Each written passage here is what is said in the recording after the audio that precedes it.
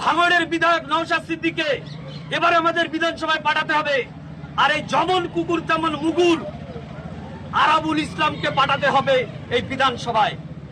এই চারটে লোককে পশ্চিম বাংলার বুকে বিধানসভায় এই চারটে লোককে পাঠাতেই হবে।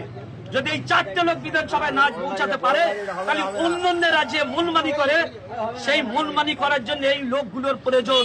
আর বিশেষ করে সংখ্যালঘু মুসলমান থেকে শুরু করে হিন্দু সম্প্রদায়ের মানুষ যাদের এনআরসি হবে এবং যাদের এই ভোটার লিস্টে নাম আসবে না, তাদের জন্য ডিটেনশন ক্যাম্পের যে নির্দেশিকা এসছে, এই মমতা ব্যানার্জি পরে ডিটেনশন ক্যাম্প করবে এবং এনআরসির নাম করে সেই সমস্ত মানুষদেরকে ডিটেনশন ক্যাম্পে দেব বলে আমরা আশঙ্কা প্রকাশ করছি।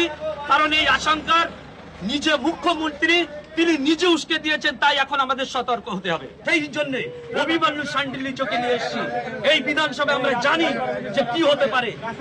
আমরা আপনাদের মাধ্যমে বলতে চাই সমগ্র পশ্চিম বাংলার মানুষের কাছে, পশ্চিম বাংলার মানুষের কাছে বলতে চাই, এই বিধানসভা একটি কঠিন বিধানসভা।